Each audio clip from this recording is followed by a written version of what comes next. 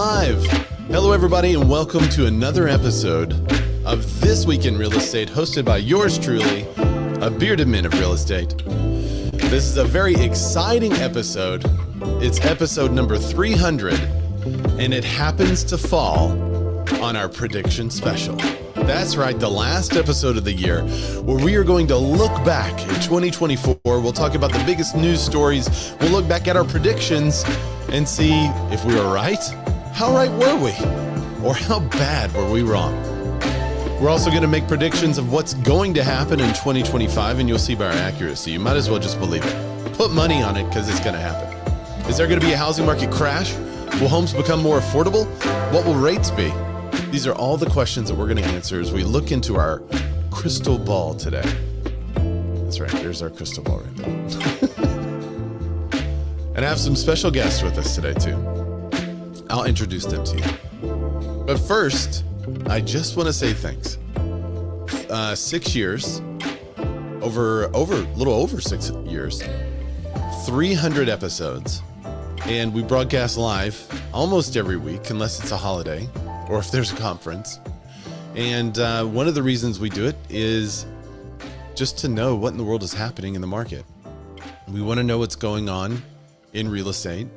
And back in the day, the reason why Dan and I started this show is because we were texting back and forth news stories and articles and talking about, man, check out this headline. It's just totally misleading.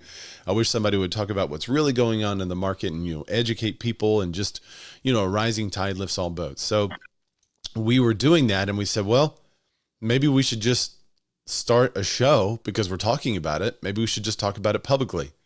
And that's what started the Bearded Men of Real Estate, back then it was called. And we've been going now 6 years.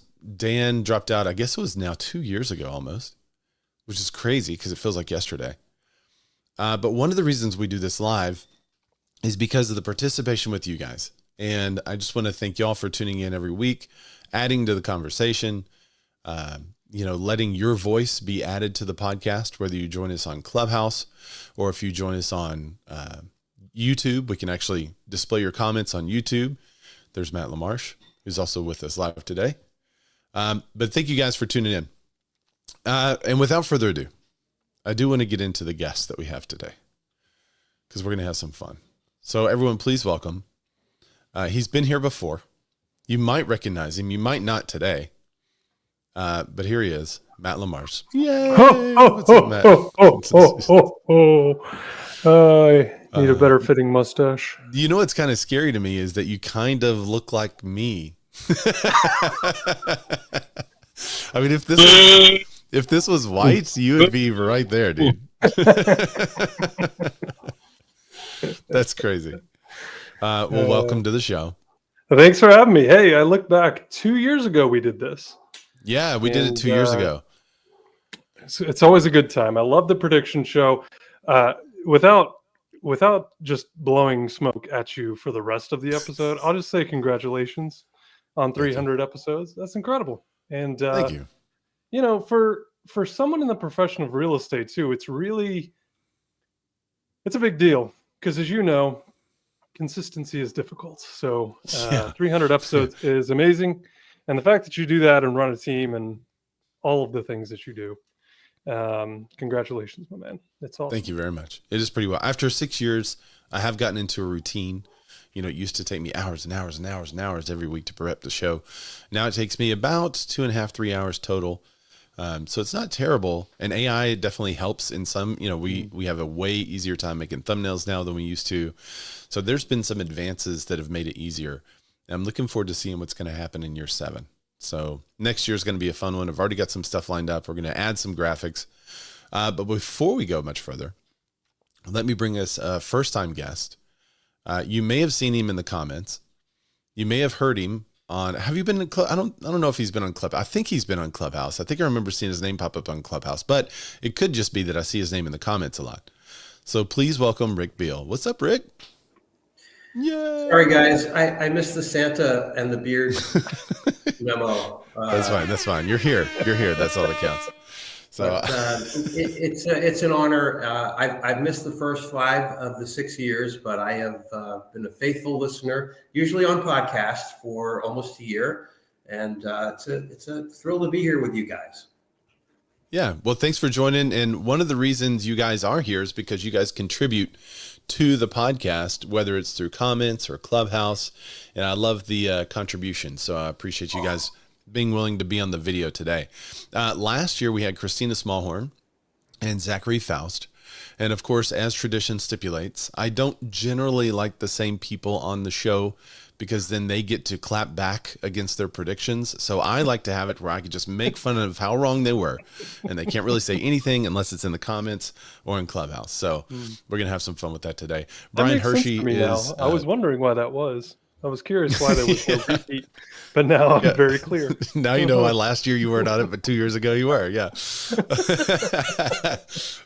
Brian Hershey is in the Instagram comments already trolling. What's up, Brian? He says, no, not again. How did we get here? And then he said, I'm just impressed by how good his spoken English has gotten. It's super hard as a first language. Can't understand 45% of what Ray is saying now. So yeah, thanks, Brian. College buddies. All right. So there's one of the things I love about the show during this time of year is that there's like no news right now. So normally we, the front part of the show, we stack it with industry tea and we talk about exactly what's happening in the market. There's exactly 3 news stories and one of them just wasn't worth the time. So I'm going to cover those 3 news stories real quick. And then we will jump into all the predictions from last year and predictions from this year. So if you're joining us, what's up, Mia? See, Mia's joining us on Facebook. We are broadcasting on Facebook this week. It's working. Thanks for joining us there. If you will drop in your comments, if you're watching it live, as we get to different predictions, I want you to drop in the comments on Instagram, on Clubhouse, on YouTube, wherever you're watching from. Drop in the comments what your predictions are, and I will keep those and pull them up the next year. So this year we have a lot of YouTube comments that had predictions. So we're going to talk about those comments and predictions that they had on there as well. So as you're watching the show, you can add your predictions to it. But before we dive in too deep, let me cover this news story real quick. Mortgage demand drops for the first time in 5 weeks after interest rates rise. So the total application volume fell 0.7% compared with the previous week, according to the Mortgage Bankers Association. Average contract interest rate for conforming loan balance of $766,550 or less increased to 6.75% from 6.67%. So it's basically back up. It lost the gain that we had last week. The driver of the drop was refinance demand. It fell 3% for the week, but was 41% higher than the same week a year ago. Applications for a mortgage to purchase a home increased 1% for the week and was 6% higher than the same week a year ago. So we are seeing an increase in the application volume, which is relatively good, but it's not a huge increase at all. The next news article is existing home sales rise to the highest level in over a year and a half. This report comes to us from Redfin. The seasonally adjusted annual rate is not a measurement of total sales for the year, but rather a pace of sales given the time. So at a seasonally adjusted rate, there's 4.2 million. That's 4,269,000 in November. Means that the existing home sales would end at the year at the level if homes were sold in November for the pace of 2024.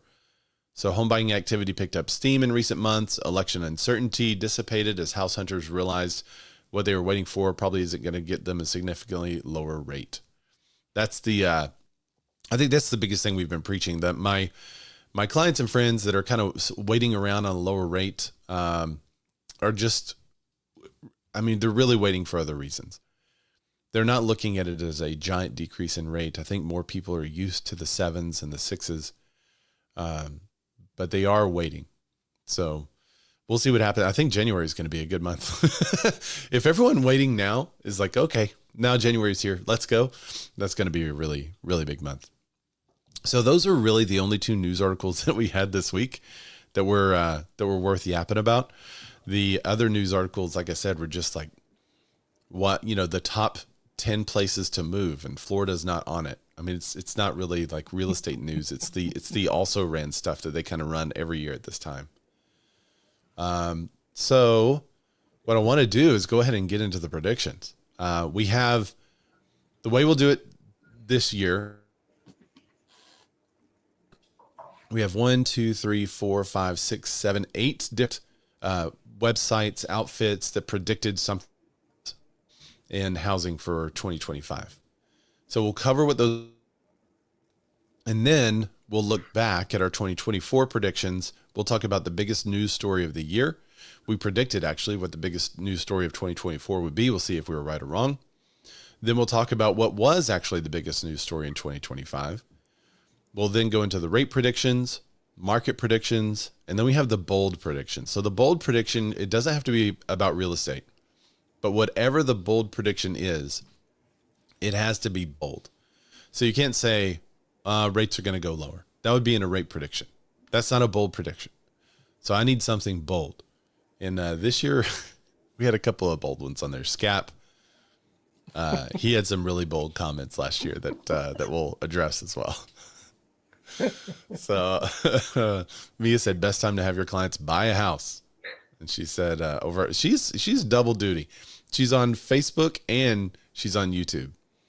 And there's Scap. He said, stop it. Just wait till we get to your rate prediction, Scap. I don't know if you remember it, but man, that's any indication how accuracy of your appraisals. Yeah, I need to call one of my clients back and tell them their house was worth $100,000 more than Scap said it was worth. Obviously. Wait. Okay, ugly Santa. Let's get this straight here. Come on now. Matt's ugly. You call me for a reason. No, see, Matt's ugly Santa, and Mr. Ugly Santa. You know, if he's so good at his pricing and everything, why did he have to call me to help bail him out? Yeah, okay. Tell it like it is, Matt. Help bail him out. Thanks for joining us on Clubhouse over there, Scab. Keep it warm. All right. So let's cover NAR's prediction for 2025. Let's see. Let me add it. All right.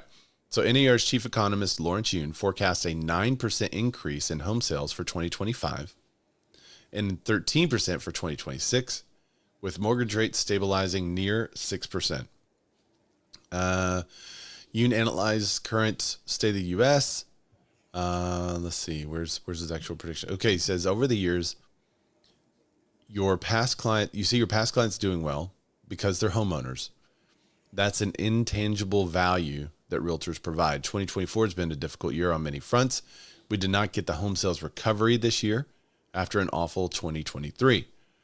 Homeowners' wealth steadily rises while renters' wealth does not. If you don't enter the housing market, you are in renter class and wealth is not being accumulated. Let's see, highlighted home ownership rate, which was much lower around younger Americans. That decrease, I feel like, has been going on for years. He said when more people work, they have the capacity or they're in a better position to buy a home. All right. So he addressed mortgage rates during the Donald Trump presidency, saying mortgage rates in his first term were at 4%. Those were the good old days. He said, are we going back to 4%? He said, per my forecast, unfortunately, we will not. It's more likely going back to 6%, and that will be the new normal, bouncing around between 5.5% and 6.5%. Yoon said we can expect 6 to 8 more interest rate cuts. That's interesting. He gave advice to the chair of the Federal Reserve on when to make those cuts. He said, my advice to Jerome Powell is to do it in January rather than December.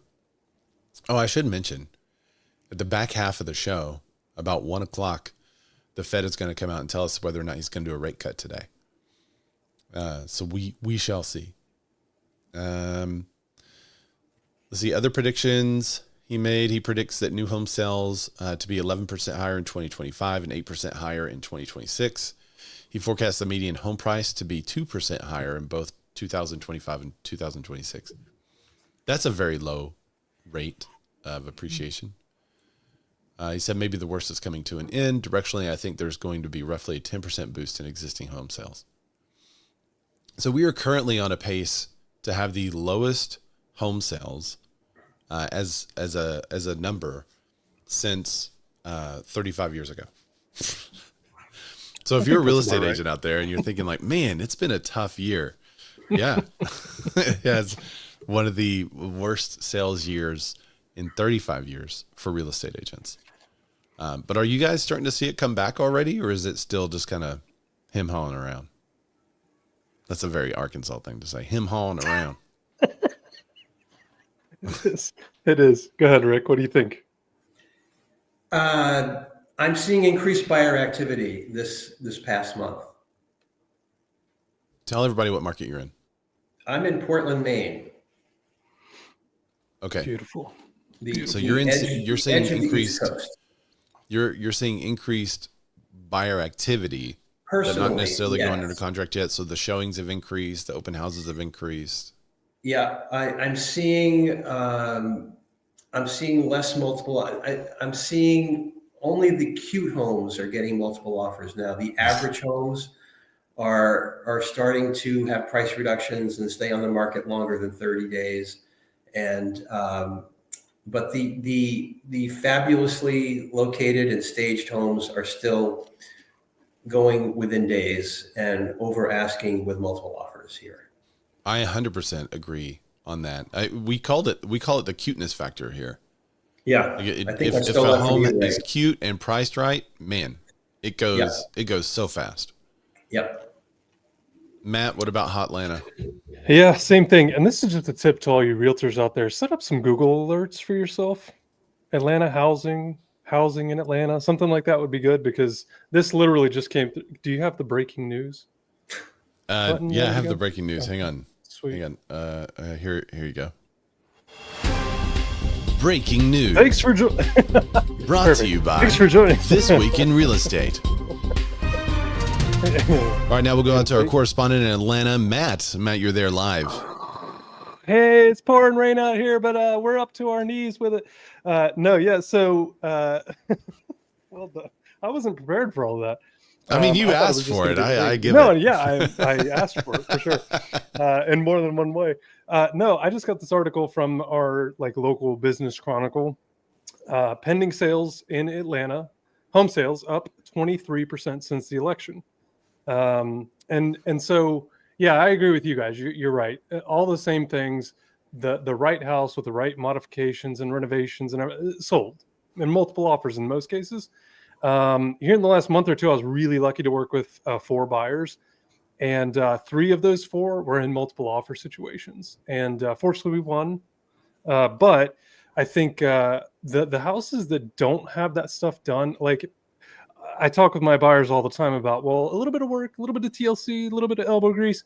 And they're like, yeah, but this needs a lot of elbow grease and a lot of money and a lot of time. And so, yeah. But I'm also glad to see, I just text you this little chart, because Lawrence predicted back in February of this year that we would see a 2.7 increase in the home price performance nationwide. And that was him and 100 other economists. So at least he's consistent. That's true. But yeah, a lot of the same. This year was tough for a lot of people. But I think that this next year will be interesting to see, especially the first 6 months. I feel like the second half of the year is always weird. There's always these weird dynamics. But for all of you making excuses for why you didn't reach your goal or why you didn't do the thing, 10% of people move every year. So yeah, it's true. Take that for what it's worth. Here's that chart that you were talking about. Wonderful graphic, by the way. So for those of you listening, it's a very poorly taken shot of a slide, obviously at a conference somewhere. And Matt had poor lighting and didn't know how to push on the phone to get it to focus just right. But hey, I appreciate the effort. It says estimated home price performance December to December as forecast in Q4 of 2023. This is from Keeping Current Matters. It says 2.35% in 2024 is what it was.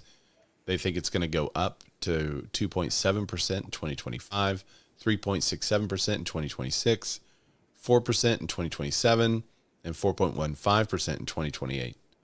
I feel like that as it hits the 4%, it kind of feels more normal.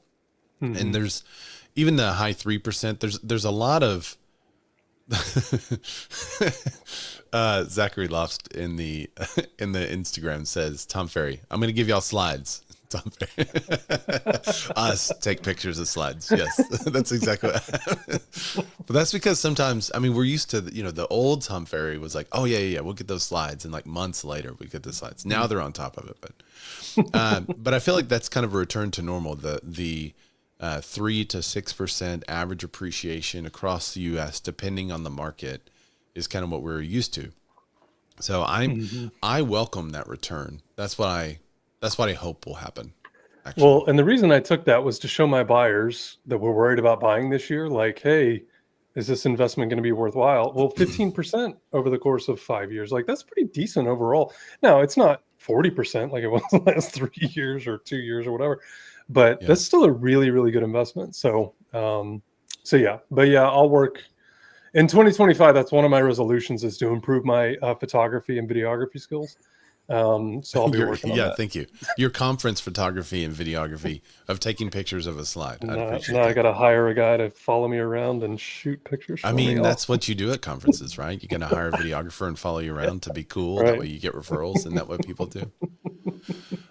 All right, let's take a look at Goldman Sachs. We don't historically look at Goldman Sachs, but I liked how they laid this one out. So U.S. home prices are forecast to rise more than 4% next year. So they think it'll go even higher. He said our analysts increased their forecast for U.S. home price appreciation to 4.5% this year and 4.4% in 2025. That's up from previous estimates of 4.2 and 3.2 in April. Let's see. Here's the chart. Yeah. U.S. housing affordability remains at record lows. So they have this chart that looks like, how do I explain this to the audio listeners? Maybe there's a small hump and then a large hump, like a weird N, right? Small hump goes down. Just close your eyes, Rick. Close your eyes and imagine it. Yeah.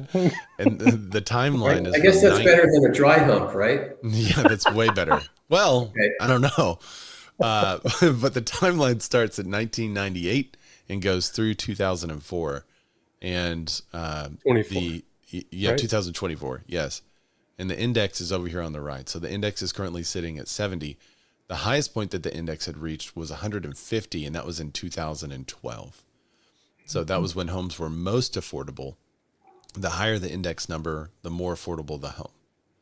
So it is currently at 70, which is a historic low. I mean, that's the lowest that it's ever been besides the beginning of 2024, which was just under 70. So it is, a historic low. And the only way to fix that, I think, is the increase in supply. So we have to fix the supply issue. Let's see, nominal personal income continues to grow.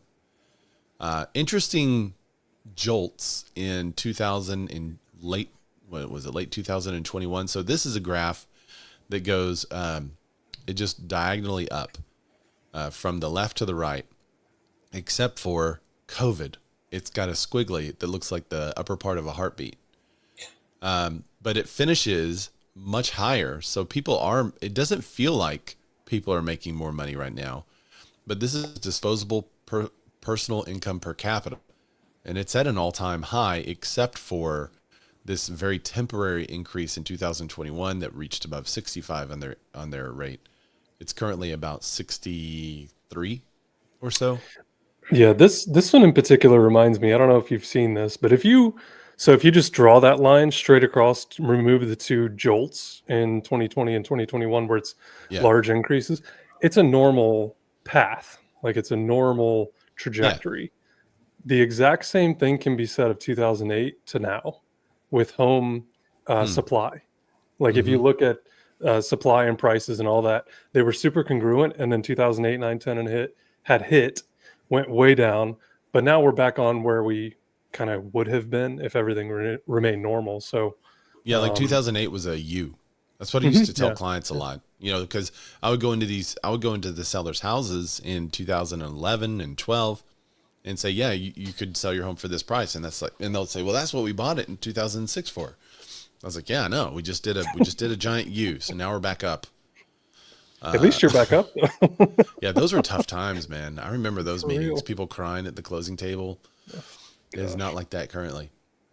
Okay, then they go into regional differences. We'll skip over that and go to the next one. Fannie Mae's prediction, home price expectation survey, the HPES.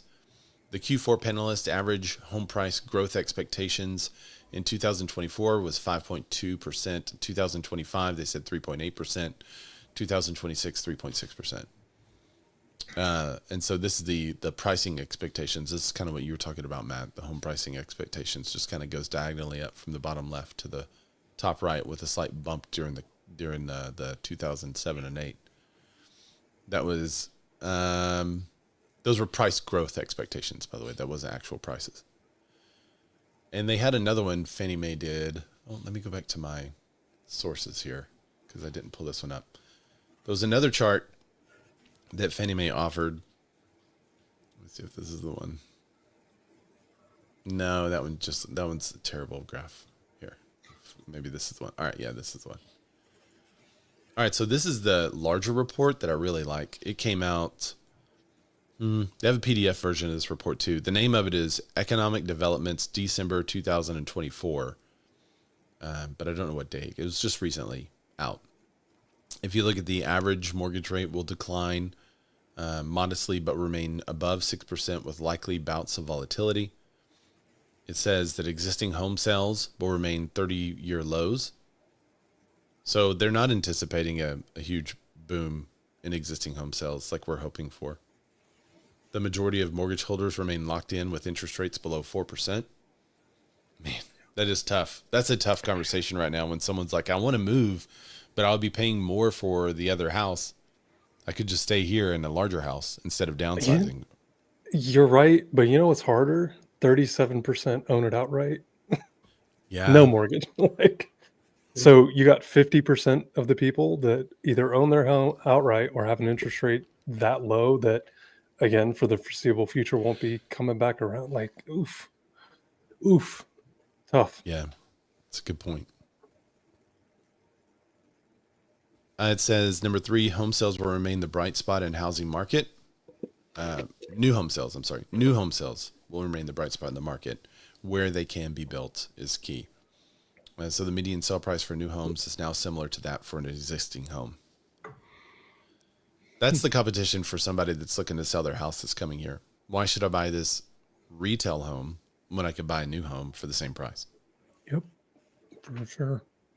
National home prices growth will decline.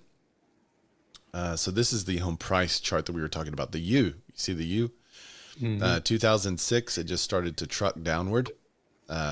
Huge decrease, and then went right back up.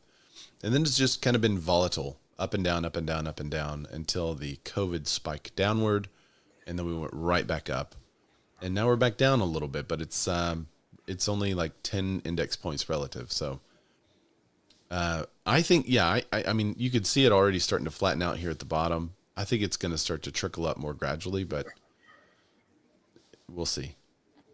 Multifamily housing will remain in a holding pattern. We know multifamily is starting to be overbuilt. We know that there's adjustments on rent rates in multifamily situations, and the investors who who forecast, here's what the rent rates will be for this new investment that we want everyone to invest in, and those rent rates are now a little bit lower. So people are adjusting their expectations downward.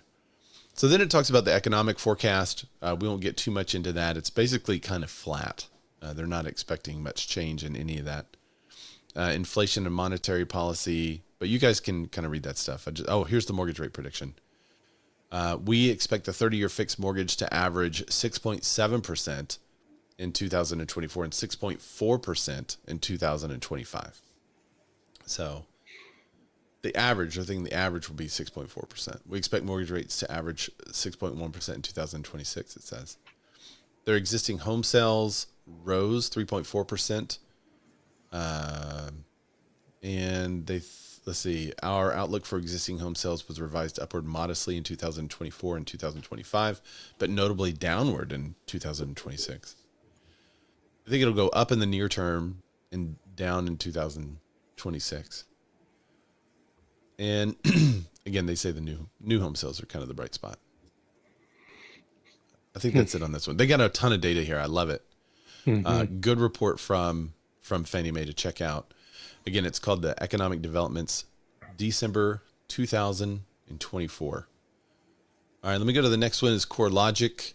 We're almost done with these. We got like 3 more to look at, and then we'll start our own predictions here. So CoreLogic says forecast nationally. CoreLogic HPI forecast indicates that home prices will drop by 0.1% from September 2024 to October 2024, and increase by 2.3% year-over-year basis. They made their prediction early, by the way. That's why they're talking about September numbers. Top 10 metros. They have the highest change being in Miami, 6.8%, right? Chicago, 6.7%, and then Las Vegas, 6.1%. The lowest upward change in the top 10 is Houston at 1.4%, and Denver at 0.9%. Miami is surprising because we've had a ton of people doing the halfback thing from like New York or wherever, going to Miami for a year or two and then coming back to Atlanta, South Carolina, North Carolina. So that one's surprising to me. Everything else is pretty normal though, I think. Vegas, I don't know what's going on in Vegas. Something must be brewing over there. I know they're building homes like crazy though. Well, they got this. I'm surprised about Miami too, because don't we have a condo crisis in Florida? Where we do, we have a condo cliff. You can't give those condos away. So, not to mention insurance that no one can afford. Right. But maybe that's pushing people into single family homes. For sure. If they can afford them. That makes sense. Yeah, compared to the condo, maybe they're like, well, this is the same price.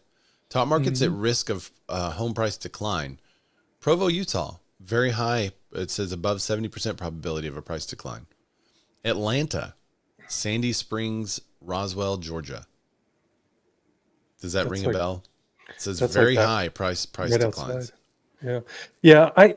So this happened back in 2008 as well. So context, I was not an agent then, my wife was. But right as we were getting married in 2007, she was going through all of this. And was on a team and everything. But I will tell you, when we started looking for our house in Sandy Springs in 2009, prices were coming down. But when you look at that relative to the areas around it, like Roswell, like Johns Creek and East Cobb, Marietta, Kennesaw, like anywhere outside of where we are, the prices did not go down as significantly as those surrounding areas did. Interesting. So there were homes that were 40 and 50% off, in the same size, square footage, bedrooms, bathrooms. But this area, it did go down. I want to be very clear. It went down. I was watching the data because we were trying to buy a house at that time. But different than what's happening now, where the prices were going up, $10,000, $20,000, $50,000 every year. These were coming down $25,000, $35,000, $50,000 every like 3 or 4 months. And so I told my wife, I was like, well, we'll just wait till they stop going down. Yeah. And then we did. We bought, and then they stopped going down, and then they started going back up again. But I'm not surprised to hear that, because I do think there is like some inflationary number figure in here, because we have not been building nearly enough. So there's a little bit of vulnerability there. But the bigger vulnerability is what you just talked about, which is multifamily. So that's where I think we're going to have a lot of transition from multifamily into like condo conversions and stuff, because people do want to own in this area, but there's a ton of rentals. The other 3 cities: Salt Lake City, Utah; Gainesville, Florida; Palm Bay, Melbourne; Tootsville, Florida; Titusville.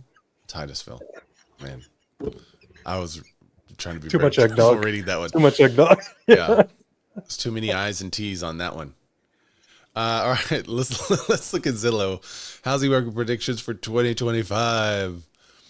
Zillow says housing activity will pick up. Zillow forecasts a 2.6% home value growth in 2025. They think it'll be 4.3 million sales for existing home sales. Mortgage rates will fall, then rise, then fall again. So buyers. That's going out on a limb for those guys. Yeah, really.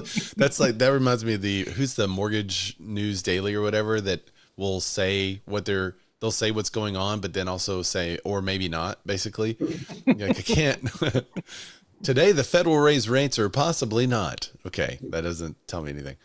Americans still embrace small home living, 35% more cozy in the listing descriptions. That's a funny way to gauge it. You would think they would look at square footage. Last call for rent concessions, it says. Rent growth has held steadily at a reasonable pace, and a share of rental listings on Zillow offering a concession, such as free weeks or free parking. Pet friendliness will become negotiable for property managers. There are other housing market reports, a little more detailed. Zillow Home Value and Home Sales Forecast. They sent out this prediction. I guess it says November 2024, but they just posted it yesterday, 2 days ago, December 16th.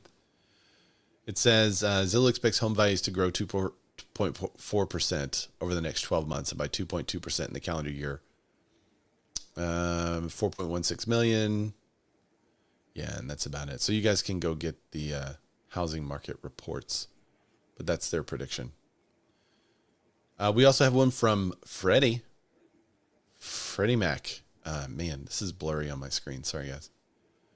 The U.S. economy continues to grow at a rapid pace, but as evidenced by the advance of estimate in Q3 2024, seasonally adjusted annual rate of growth of GDP was 2.8%, a slight decrease from the 3%.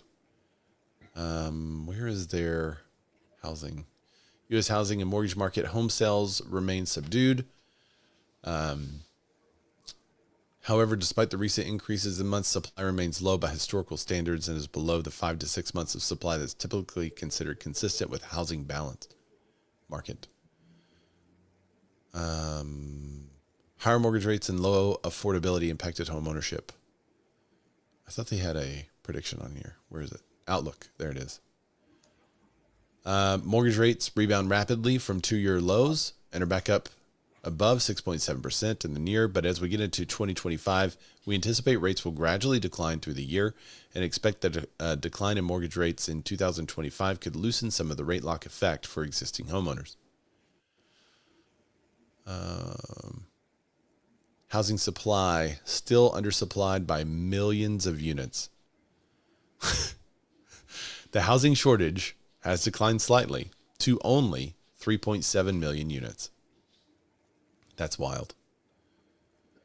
And I think Realtor.com, believe it or not, has again this year the best forecast because they look back at what they did last year for their housing trend forecast, which I think was interesting. In 2025, Realtor.com forecast 6.3% average, 6.2% year end. Existing home and median price appreciation is up 3.7%. Existing sales, they predict, will go up 1.5% to only 4.07 million. That would be like a 35-year low if 2024 didn't exist. Existing homes for sale inventory would be up 11.7%, and single family housing starts would be up 13.8%. Homeownership rate still at 65%, which is a high rate. That's good. I mean, historically, I think we talked about this on last year's market prediction show because there were people saying, "Oh, it was much better time to be alive in, 1920," but only 40% of people owned a home in 1920, and everyone's always saying, "Well, it took up less of your income." Okay, then why didn't anyone own a home? So it's just interesting. Realtor.com home price forecast. Let's see. Yeah. Okay. I think now they just give you the charts that they were already talking about in the summary I just read above. But it's a good report. Check that one out. And then Broke Agent Media has something interesting. They took a ton of predictions and they combined them. So their predictions are mortgage rates declining modestly to 6.4%, but still elevated compared to Pandy norms. Existing home sales improved slightly to 4.25 million. That's up 4.8% from 2024, but still near 30-year lows. New housing start, a bright spot, around 680,000 units annually. Home prices predicted to grow 3.6% year over year, down from 5.8% in 2024. and multifamily housing growth easing 2% and 2.5%. Now, this is the cool part that they did. They took all the predictions from Fannie Mae and Bright MLS and Goldman Sachs and Realtor, and they put it all in a chart so you could see how everyone compared. Are you showing this right now? Oh, yeah, we're not sorry. seeing that, right? Sorry, there's the chart. Sorry, I didn't think there was. I thought you were just reading your notes or something. My bad. All good. So this is the cool chart. So they just have it. It shows the range from 5.75% is the lowest prediction range on HousingWire, and HousingWire also has the top prediction range of 7.25%. I guess they have two predictions in the hopper. While Bright and let's see, what are the ones around 6? Bright, Goldman Sachs, Realtor.com, Fannie Mae, and MBA all say around 6, from 6.1 to 6.4. And then the National Realtors Association is sitting at 5.9. But they have several charts on here. Let me wait till they load. They just show you the home price forecast. They have that. The highest forecast is from Wells Fargo that thinks home prices will increase 4.9%. And the lowest forecast is from MBA at 1.5%. Mortgage Bankers Association. Multifamily housing, yeah. So cool charts, and they say to take them and use them in the social media. They have little tips for that. And they also have links to a whole bunch of the reports too. Okay. So the question is, what does Wells Fargo know that we don't? Yeah. Or who said, there was a comedian that was talking about Wells Fargo being the best bank because every now and then they'll send him an email saying that there was a data leak and then send him money. He said it's great. You just open an account with them, and then there's a data link, and they give you money. All right, so let's get into the predictions. Zachary Faust is texting me. He said he got the Fed rate wrong. Yeah. All right, so this is the fun part for me, is to look back and see how right or wrong we were. And if you're watching live, I see you guys in the comments. What's up, Julie? I see you guys. I want you to input your predictions as we talk about them, and I'm gonna call out some of you who may be watching. So Zachary Faust, the biggest news story of the year. Let's start there. He said the Fed will have to raise rates again, revising the current plan, and the market gets too good too quick. Now, I would say that did not happen. Christina Smallhorn said more states filing and NAR losing lawsuits. That kind of happened, I guess. A lot were kind of combined into some of the settlements. So I would say that's a good halfie. What was the first one? More states lose, you said? Yeah, more states would be filing lawsuits, more lawsuits in various states. Because at the time, there were all these lawsuits that had just, a lot had been settled, but there were still more being filed. Gotcha. Let's see. I said that the NAR would lose the appeal, which they were in appeal and then just decided to settle. So I think that's half right. I think you could see the handwriting on the wall there. Pete Thorpe said election will dominate the news. I would say that's accurate. Well, Donald Trump was in the news, so he's going to dominate anything he's a part of. Yeah. And I want to show you, Inman has this funny thing going on. So Inman's actually doing the same thing we're doing on our show, but they have a bracketology for it, which is hilarious. It said Inman News Knockout. And they're comparing the different news stories through the year and to see which one was like the biggest news story. And the commission settlement is up there, the DOJ, NAR, AREA, the three-way agreement, MLS, portals, and commissions. And they said that the commission settlement won versus the DOJ, NAR won versus area, MLS won versus the three-way agreement, and portals won versus commissions. And now they're in the semifinals. So what do you guys think was the top story from 2024? What do you remember most making the biggest difference?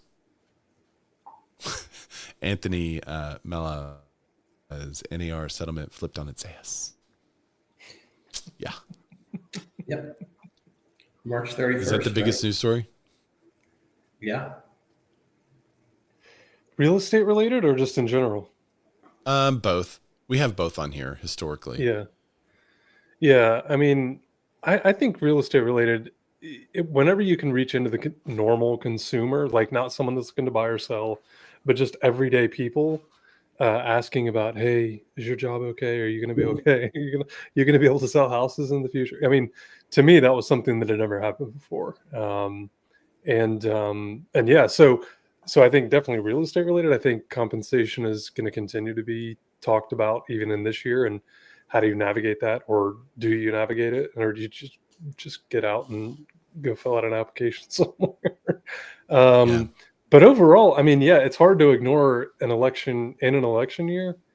But I mean, I'm sure if you just look at the data, that was probably at the top of the Google searches and the media as a whole for most of the year. Because it's not an election year; it's an election cycle, which is Right. as soon as January 21st comes, like the Democrats and the Republicans are both, because they don't have a choice, they're both going to go, here's what we have to do next, and it's like, well, let's just get this year started, maybe. Yeah. The news cycle too kind of keeps going with it. Yeah, it does. Rick, what do you think the biggest news story of 2024 was? Well, I think obviously the settlement, but I also think weather around the country with all of the disasters and the insurance rates and the condos that are raising their fees 20, 30, 40% year over year. I think that needs to be factored in.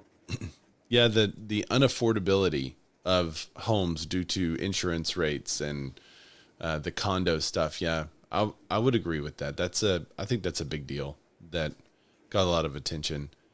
I think industry wide, probably the commission change shook a lot of people, a lot of real estate agents, especially. My mother-in-law was like, "Are you going to be all right?" Just what you were saying, Matt. Like, yeah, we're going to be fine. We've been doing this since 2007, so it's not a big change for us. But I also think that most of the general public is still not aware of it. Correct.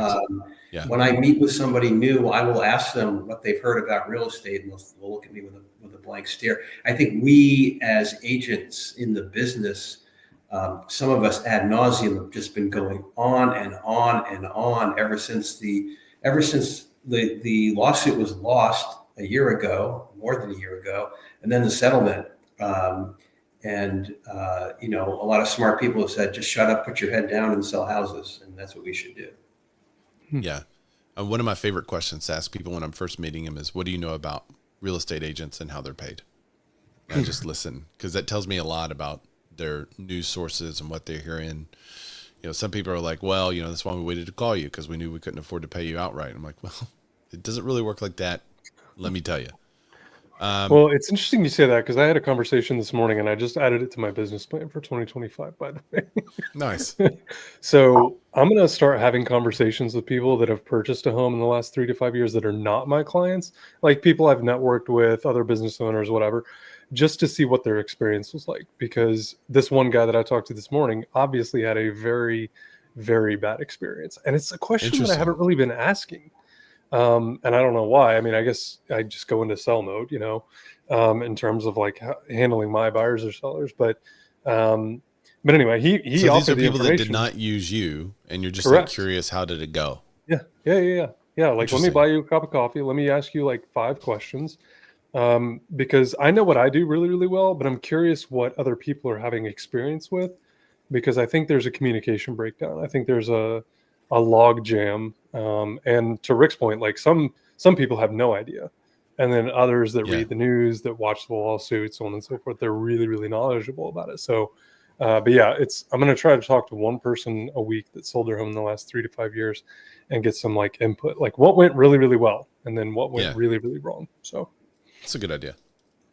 So what are your predictions for the biggest news story of 2025? I think, we should also mention Trump. I mean, I think that was one of the biggest news stories of 2024 for sure. That's not industry related, was the election year. Mm-hmm. But what will be? Can I add one more? Yeah, go ahead. Real quick. It's Armando.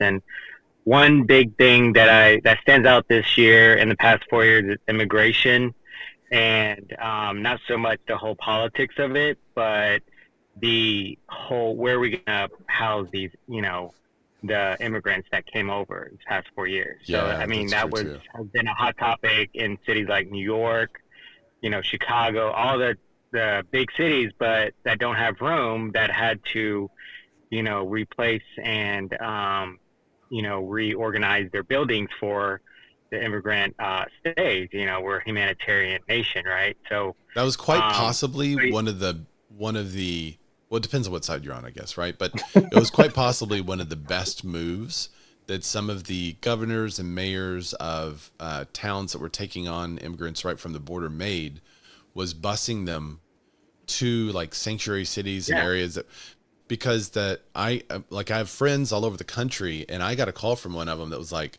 do y'all see this a lot? And I'm in Arkansas. We don't see that much because we're not that close to the border.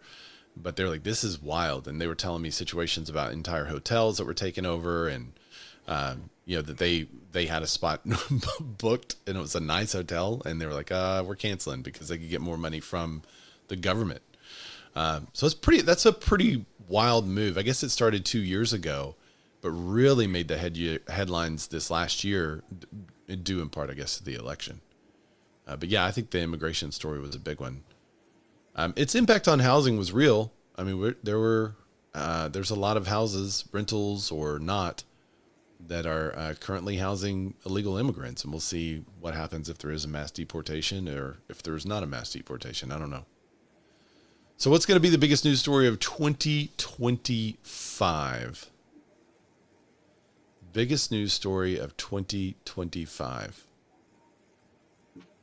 Go ahead, Rick. What do you think? Rick, what do you think? I think just more of the same, more of treading water, lock-in effect, high rates, high prices, people sitting on their hands, not knowing what to do, and more fun for us. So people still waiting, the lock-in effect for the rates, just kind of on the sidelines. Okay.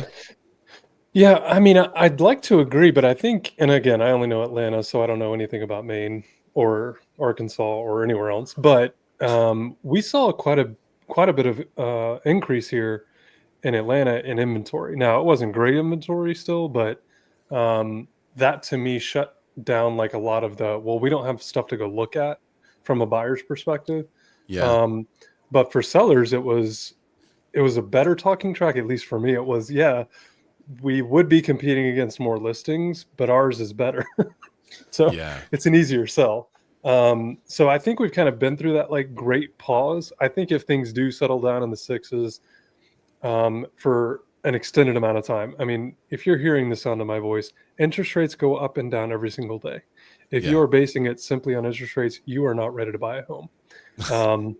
And so I'm focused on the ancillary benefits, like you're moving for a job or you're moving for a school or a family or whatever, because to me, that's such a, like, I'm into Porsches, right? Life is short, buy the Porsche. Well, life is short, buy the house. And so I'm thinking it's going to increase a lot more than it has over this year. I feel like the second half of the year was this great, like, let's wait till the election. Let's wait for interest rates. Let's wait for this, that, and the other. And then once the elections hit, it was like, okay, well, now we know it. Now you have more certainty than you had before. So I don't think there's going to be as much pausing. Now, a lot of it does depend on the new construction piece, because we're not even close. And every builder I've talked to is like, I'm not going to make as much money, so I'm just going to sit at the office and not do anything. So that's it as far as real estate goes. I think we'll definitely see an increase in sales volume, like the number of sales that occur. Regardless of what happens with interest rates. I think a lot of people that bought back in like 2020, 2019, 2018, even 2021 and 22 are like, I mean, it was, we got a low interest rate, but like we hate this house or we hate this location or there's too much traffic or that school sucks and we got to move. Yeah. I think the biggest news story, because I don't believe that our media can be non-biased, I think the biggest news story starting January 21st will be, see, it's not working. That's the paraphrase for the entire year. See, it's not working. See, not working. See, not working. They just signed a bill to, increase the reserves and get energy independence back at sea. It's been 3 days since that passed, and it's not working. Gas prices are still up. That's what I think is going to happen, is that society wants an immediate change, but the reality is that's not good. I mean, an immediate change is too volatile, and the changes that will happen eventually with the new plan, a new government, is going to happen slowly. And I think you're going to have a lot of people, and I think it's going to dominate the news, the see it's not working news.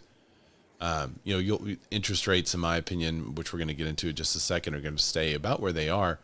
And if that happens, people are going to say, see, it's not working. It's still not affordable. But I think due to everything else that's happening, the lower prices on energy that we'll eventually get, it will feel better at the current rate because of the other things affecting or impacting affordability.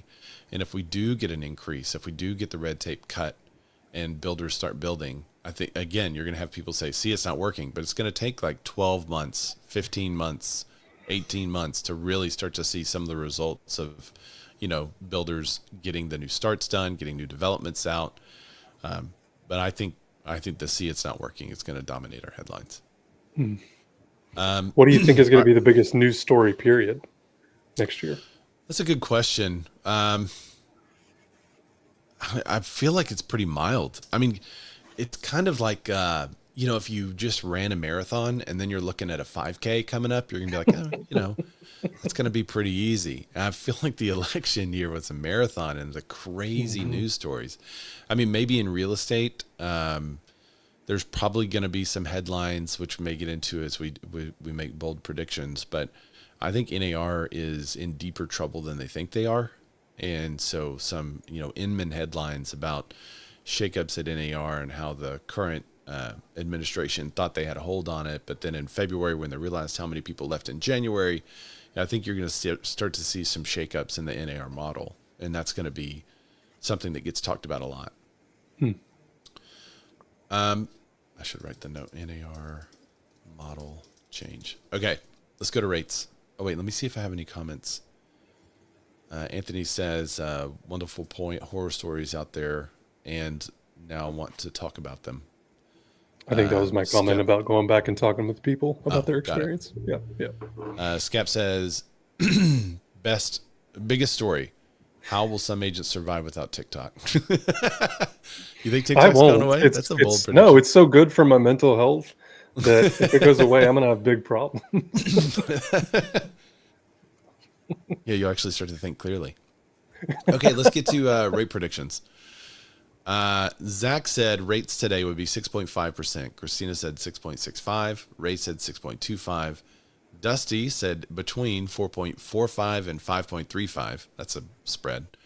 Pete Thorpe said 6.25 to 6.5. Peggy said 6.1.25. Elizabeth said 6.25. Scap, he said 4.95. Olivier said 125 basis point cut in Canada and a 75 basis point cut in the U.S. Okay, so rates as of today, Googling the same phrase that I Google every year, the national average sits at 6.74%. So Christina, 6.65? Yes, right? Christina was the closest at 6.65%. She also had the highest rate prediction. So all of us, what's funny is when I rewatched it, I was saying 6.25 and they're like, oh, so you're pretty bullish. But now seeing the rates that we've been through, the 6.65 seems bullish, which is wild. Yeah, isn't it? Crazy. Yeah, so make your predictions. Drop it in the comments. Scott says I suck. Yeah. Yeah, we don't. His Scap's prediction for 2025 is between 4.95 and 9.95. What's funny is if Scap's wrong on that, if it's like 4.85, you're going to get roasted. So you might as well make a smaller prediction so that if you are wrong, it's not so bad. Yeah, Anthony says he thinks rates are going to be 6.25. Anthony said, "What? I have to do business without TikTok?" All All right, so drop your rate predictions in the comments. If you're watching on the replay, drop it. If you're in Clubhouse, don't put it in the chat. You have to unmute and say what you think, Jill. You have to unmute and say it because I'm not going to read it. What do you think, Jill?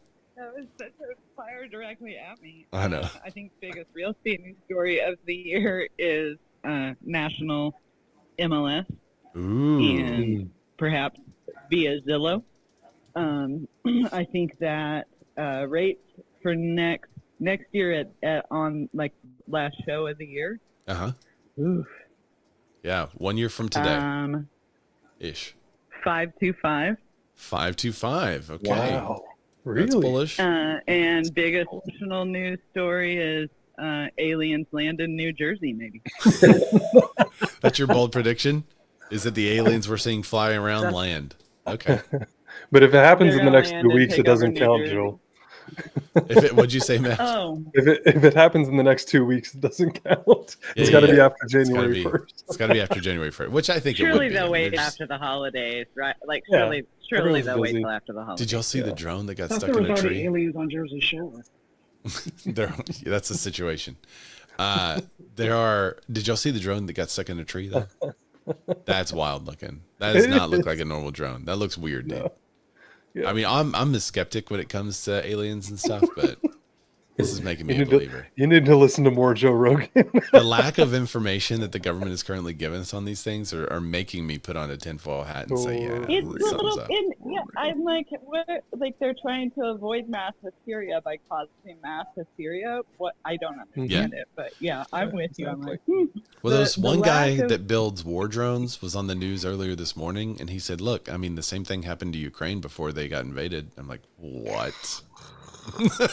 This guy builds war drones. That's all he does. And he's like, yeah, it's the same thing that happened before Russia invaded Ukraine.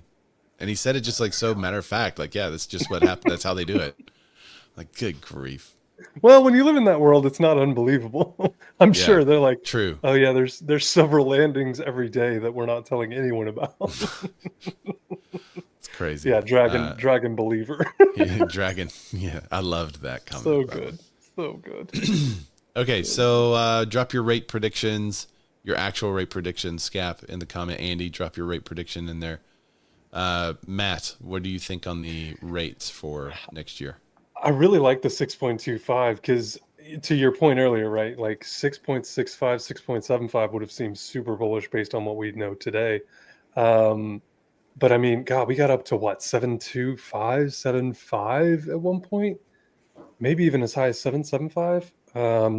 So I think based on everything that you just read and the 10 reports that you just went through, I like the I know, low it's a lot of sixes. reports. No, but it's good Okay. because I think you get like different, like I said, Wells Fargo. What do they know? What's going on over there? I'm going to say 6.15. So 'cause I think- 6.15. Change it Yeah. up there. Yeah, I think Trump, once he gets in, a lot of things are going to change. I think once Elon and Vivek get going, I was going to make one of my bold predictions to be, well, we'll go into that in a minute. But yeah, so I think 6.15. I like that number. It feels solid. And honestly, like, go ask your parents and your grandparents what their mortgages were, because even, yeah, I know about the last couple of years, but before that, for the love, it was 2 and 3 times that. And, you know, if you're looking across other investment opportunities, it's going to be really, really hard to find something that you can live in that will appreciate, like he has talked about for the last 20 minutes. I mean, and all these experts are looking at this. So I like 6.15. That is my final prediction. Should finalize. Yeah, I really should probably. No, it's gonna get dinged. I was gonna play the music for the Who Wants to Be a Millionaire, but it would totally get taken down. I played 3 seconds of a song. I thought fair use was 4 seconds. I played 3 seconds of a song, and the whole show got demonetized. And I had to like say, no, it was 3 seconds. I had to fight it. Took weeks to do. Stupid. So stupid. All right, Andy is in the comments, and he says, yeah, 6.25-ish for the average puts buyers with a good credit. The upper 5s, maybe 5.5. Yeah, so he says he kind of agrees with the 6.25 Rick, what about you? What do you think rates next year? I was going to say 6 1/8, but I don't want to copy Matt, so I'm going to say 5 7/8, 5.875. Wow. And 5.875. Wow. I commend a just got fellow a that can do newsflash age on my math phone, fast. Ray. Just Say that again? Fed announcement just hit my phone. I'm not going to say Yes, it. yeah, I just saw it. I saw that. Yeah. I'll let you run with it. My prediction is also 6 1/4. I've kind of been predicting that for a couple of weeks now. I feel really good about the number. Last year it was 6 1/4. I was wrong, but I wasn't wrong by that much. It's only a half a point off. But yeah, let me get some breaking news here. Breaking news from This Week in Real Estate.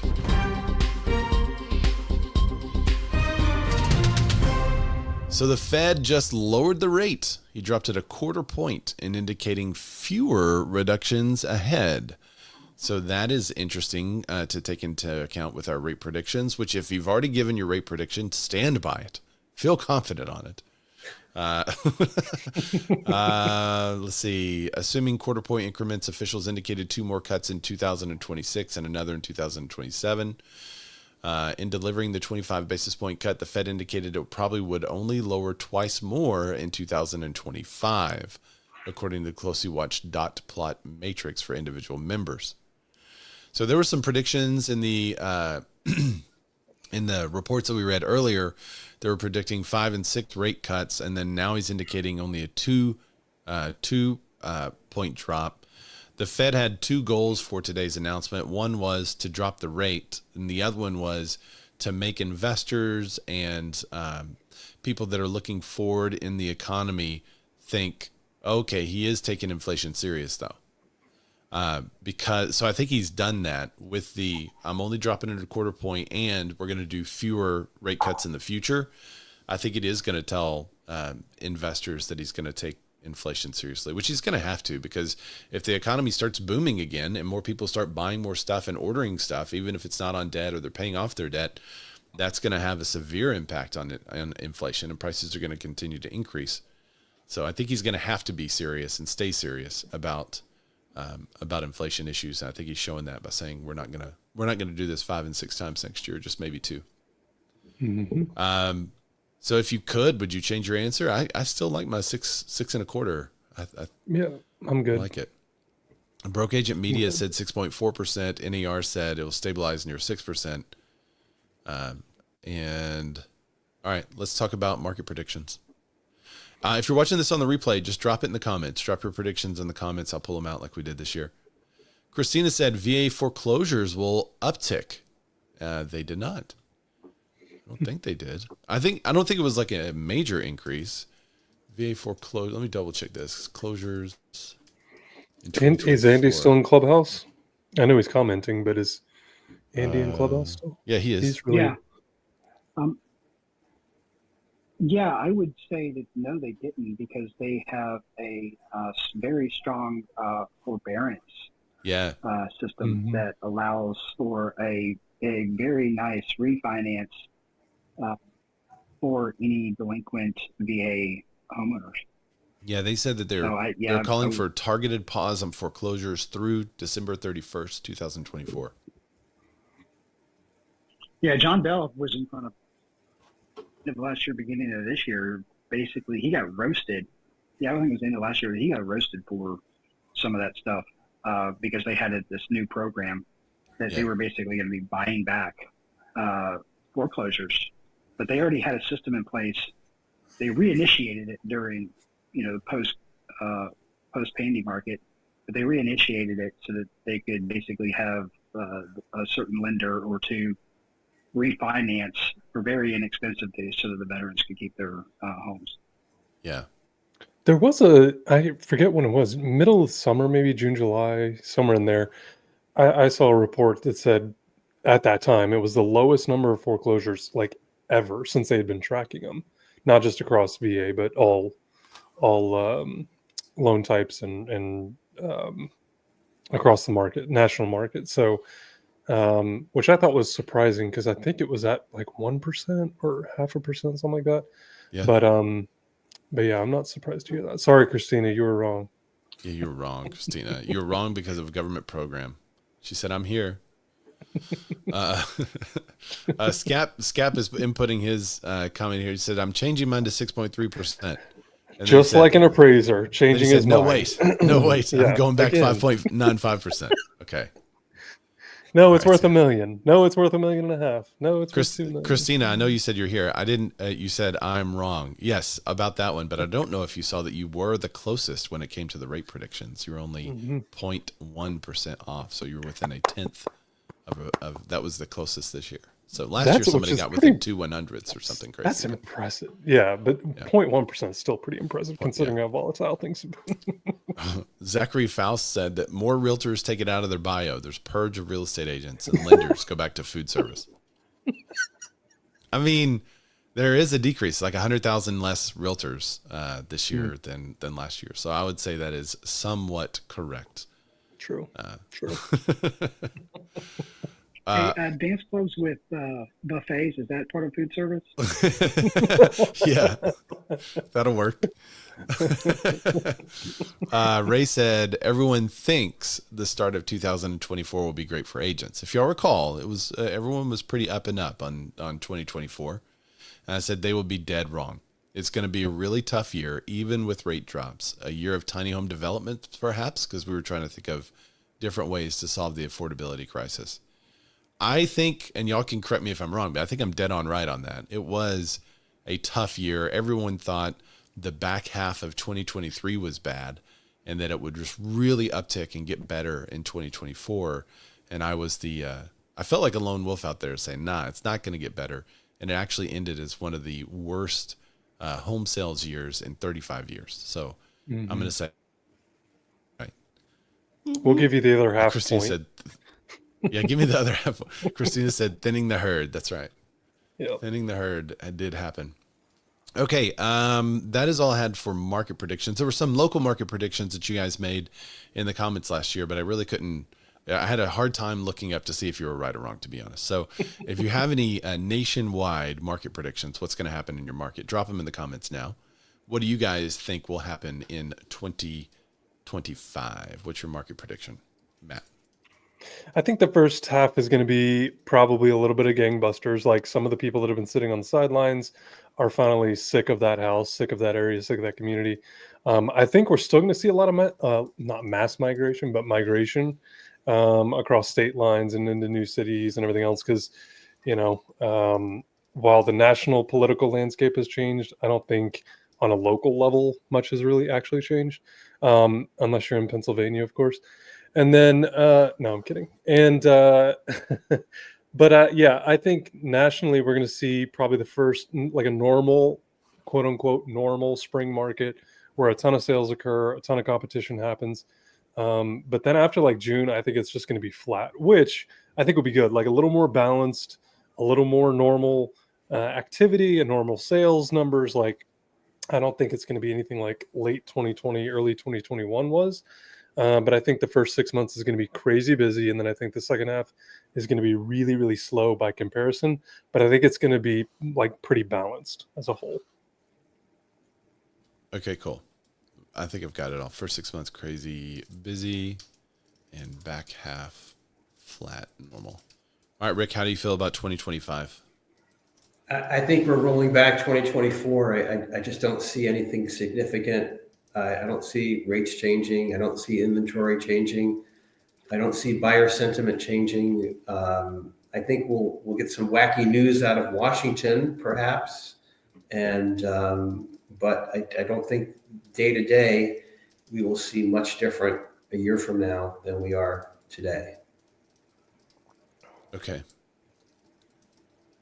So another tough year ahead. Another 30-year low in home sales this coming year. Maybe with a slight uptick if my interest rate prediction is right and we do cross that 6% delta. I think that might psychologically push things up in the second half of the year. We'll see.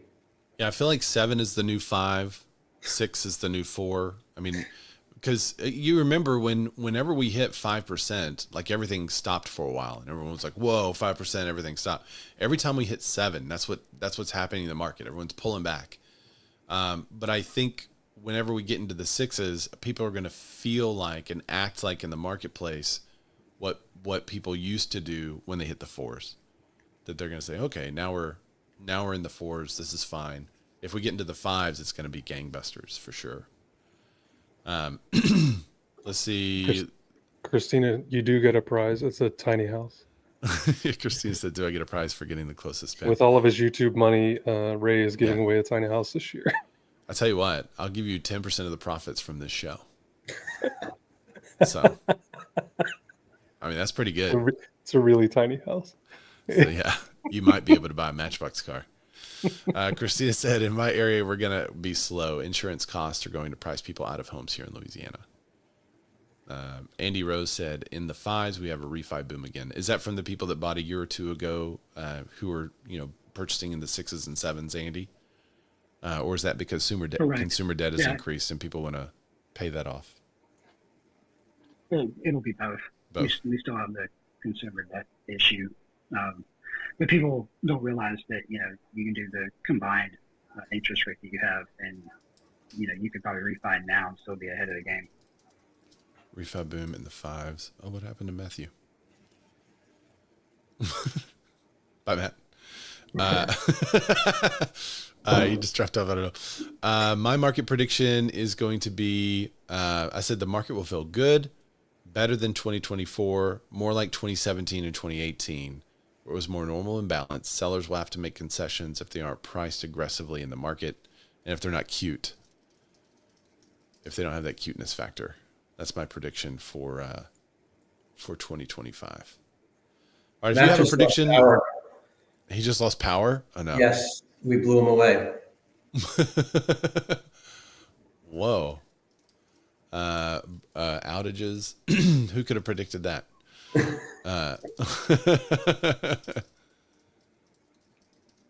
I'm telling him to join via cell phone for his bold prediction. Okay. Let's, all right. If you have a market prediction, drop it in the comments. If you're watching this on the replay, just put market prediction and let me know what you think. I'll bring it up next year and we will talk about it to see if you're right. I think the general consensus is, though, that there's nothing crazy. It doesn't feel like a crazy up or down, crazy swing up or down. It feels like it's going to be kind of normal, either normal like this year or normal like last year. All right, so let's get to the bold predictions. Last year's bold predictions, Zach predicted that the dollar implodes, BlackRock crypto, and third-party affairs. So I'm going to say a no on all that. I mean, BlackRock did get into the crypto game, and I think is still in it, but the dollar hasn't imploded yet. So I'm going to have to give him no points for that. Christina said insurance premiums are so high, people will be forced to sell due to the climate.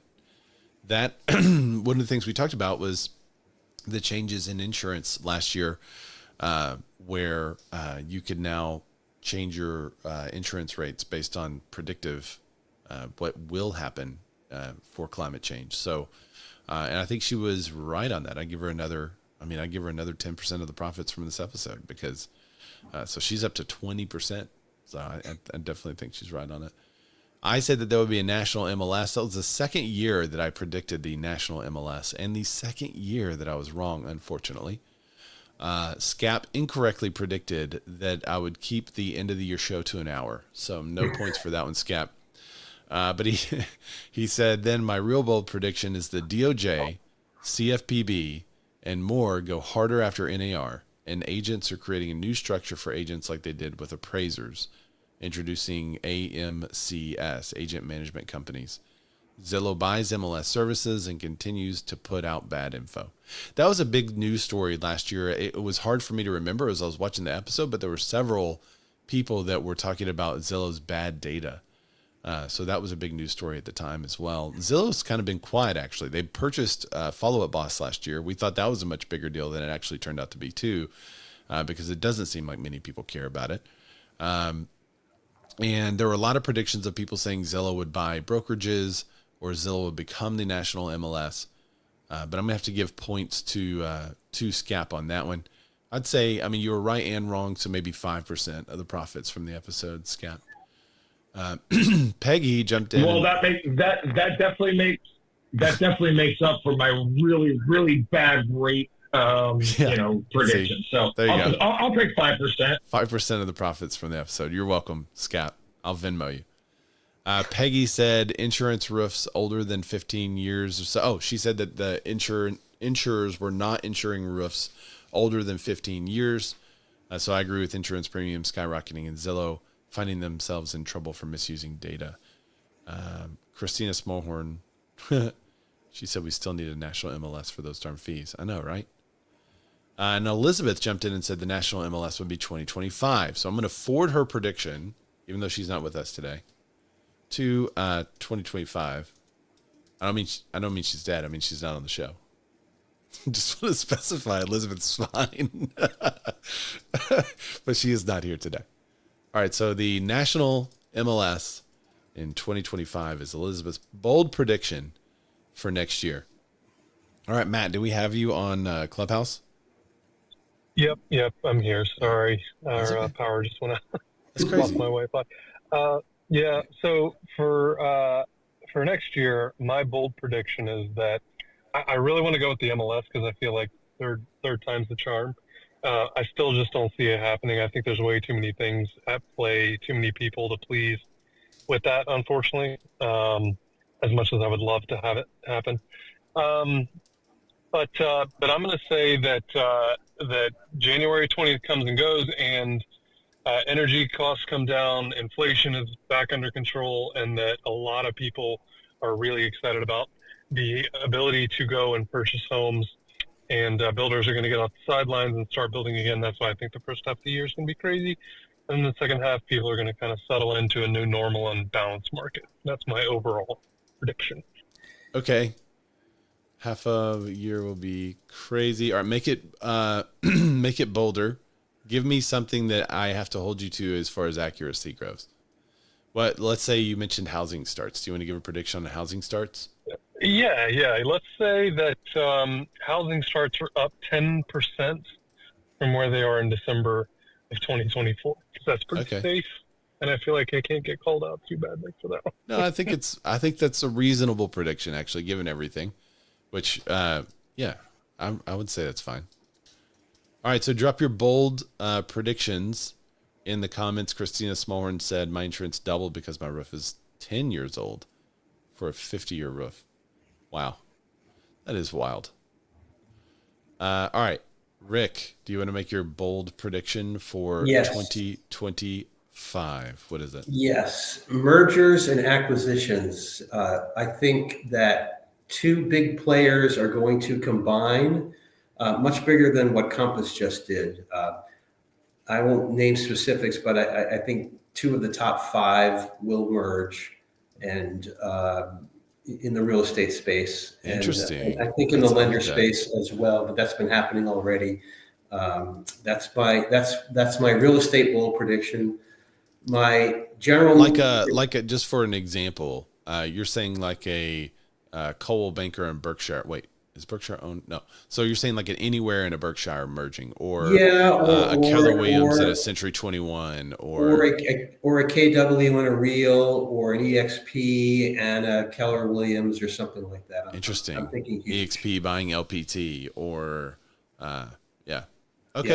I like that. M&A in the big broker space. Yeah. Second bold prediction is that the new president is impeached, but not. Is that really bold though? He was like impeached 4 times the last time. I think it's going to happen in the third or fourth quarter. He will get impeached. In the third, but not be convicted, and business as usual. Yeah, that's crazy. But yeah, I bet you're right. Okay, so my bold prediction: third time's a charm. National MLS, something has to be done. They actually did they made strides towards the national MLS last year. There's actually some big regional MLSs now that developed last year. And so it still may be a couple of years out, because I think those big regional MLSs kind of have to get legs and work some stuff out.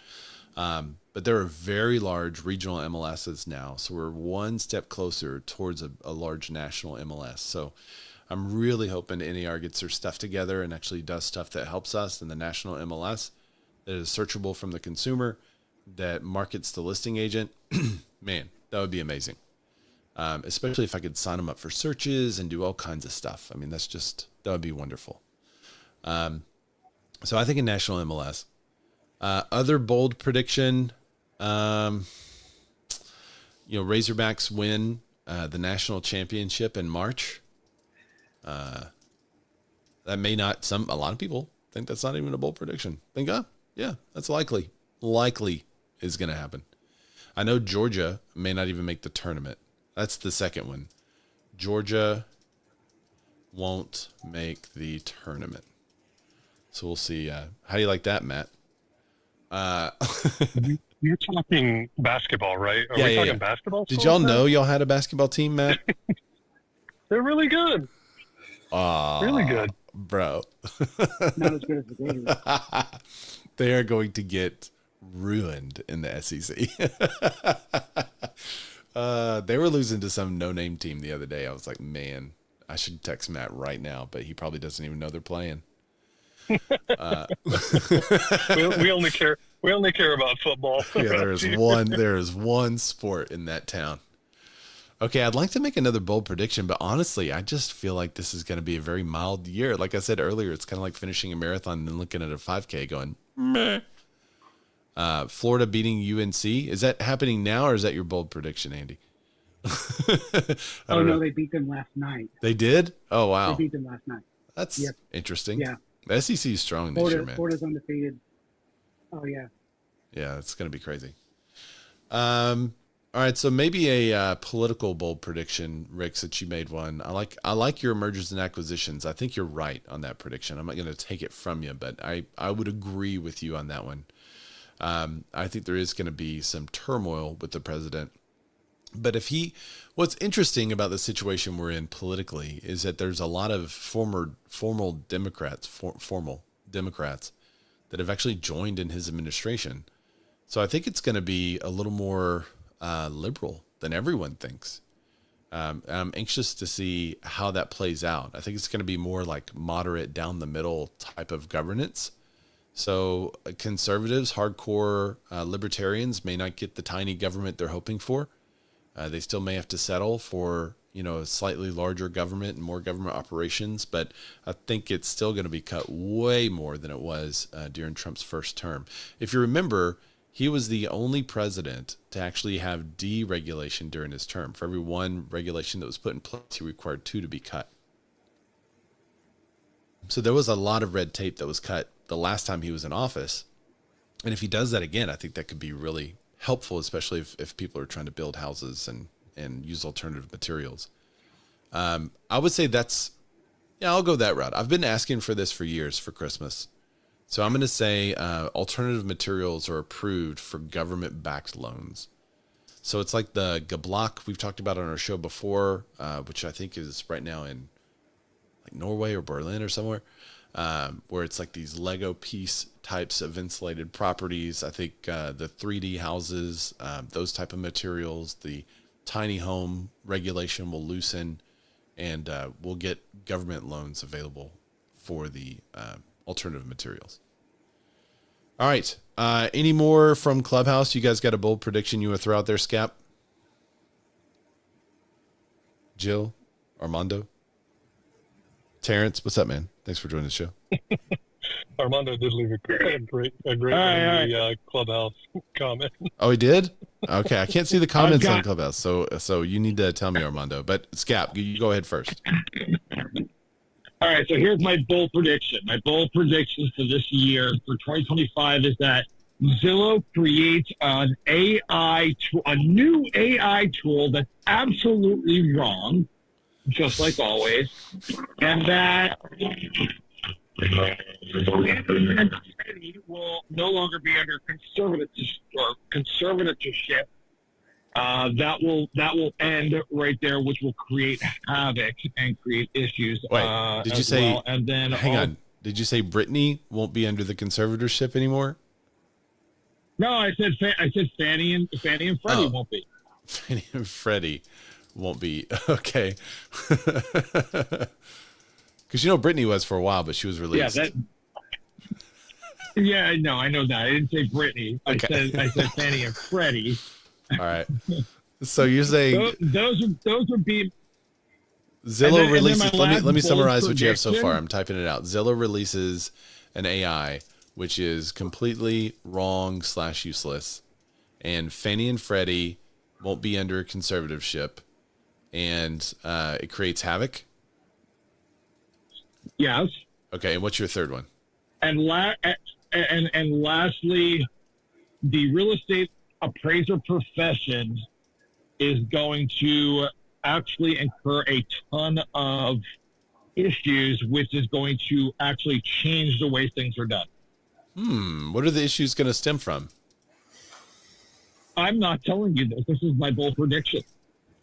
That will change. That's like saying that. It is done. That's like saying that in July will follow June.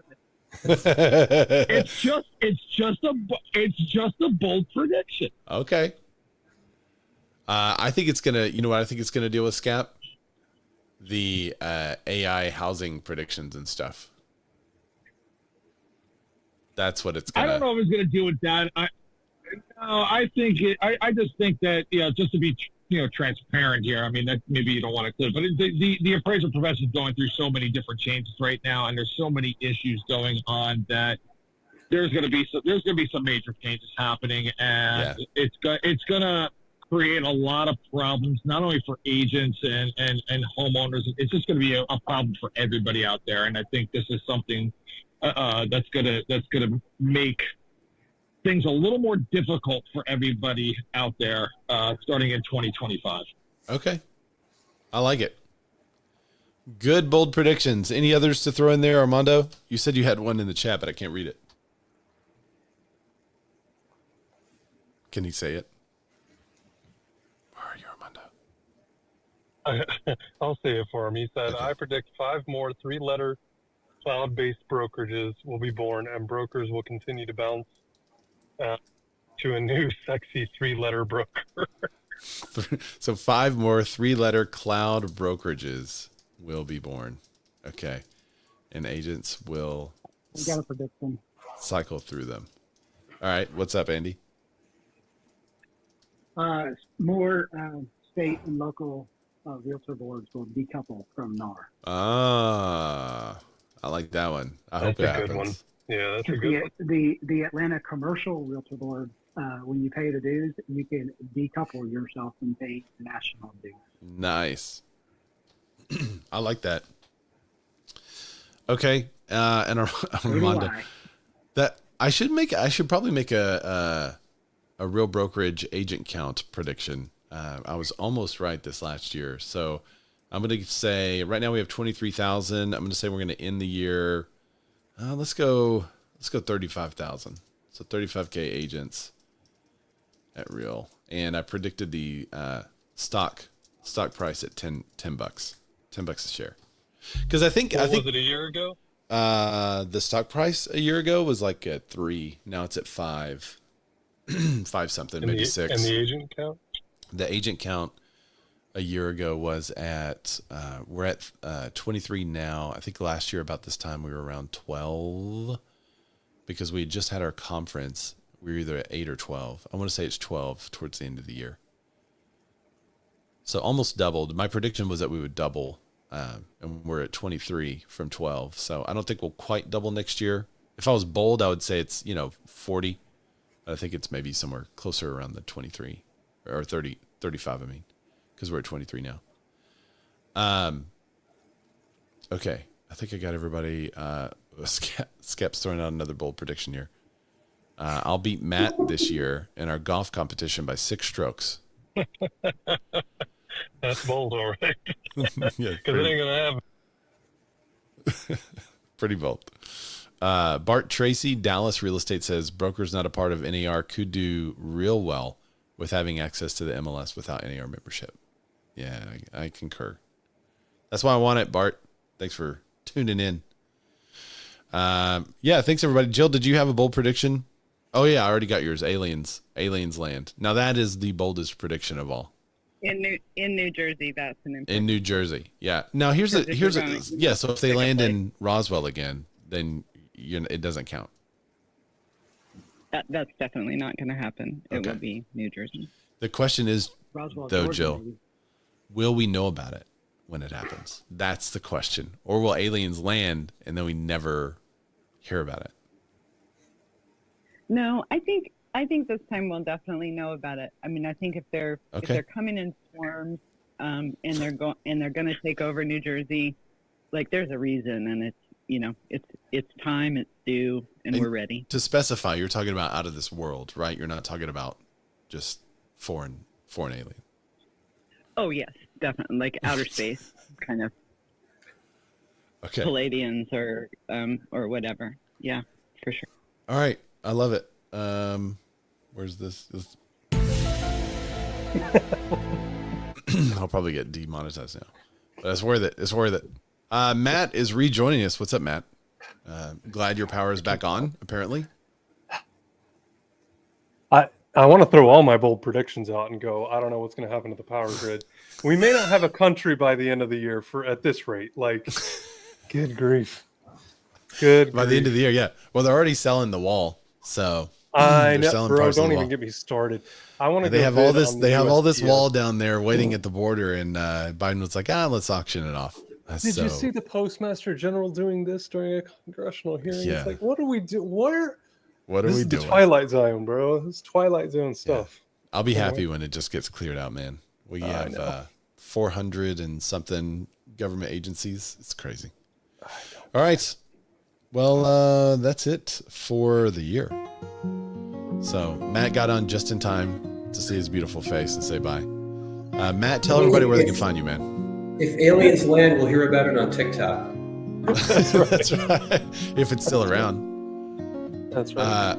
Tell everybody where they can find you, Matthew. You can find me in this terrible beard hat thing on Instagram. I have committed in 2025 to be a lot more present on Instagram. I have taken a year off. It has been phenomenal for my mental health. Really? You've had a whole year off? Yeah.